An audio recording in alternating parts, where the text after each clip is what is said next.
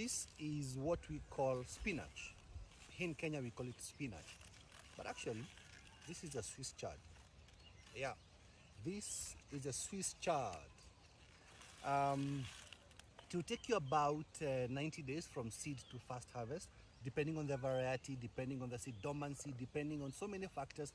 But ideally, I have done actually 70 days from seed to first harvest when I sowed my seeds directly onto the ground.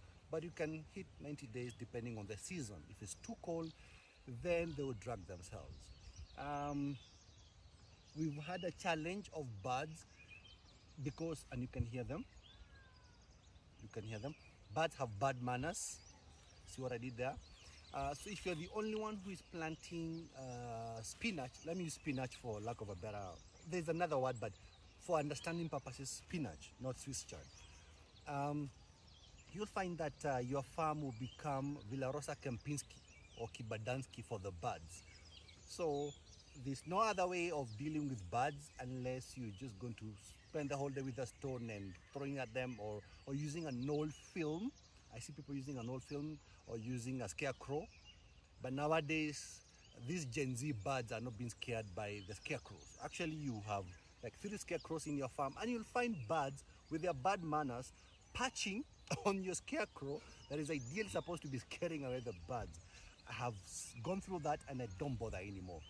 So yeah, that's a question I get asked. How do you deal with birds? Well, isn't God using you to feed them? Because they don't have a farm, they don't have hands, they can't till, so it's up to you to feed them. On a serious note, you make a lot of money, especially for the sale of spinach after the rainy season. Anyone who had spinach when it was, actually depending on if you're planting spinach in a greenhouse during the rainy season, umekafunga, you're going to make a lot of money, because those of us who do open field farming, we struggle with rain, heavy rains when you're doing spinach in the open field. But now after the rainy season is over, if you can, consider doing drip irrigation from Davis and Shatleaf.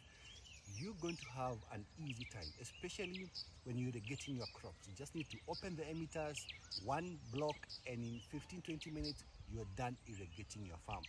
But these ones have been grown both under drip irrigation and during the rainy season, or rather, they are both rain-fed and irrigated, because we've had a season where it's raining and then 4 or 5 days it's not raining, so we have to open the drip irrigation system.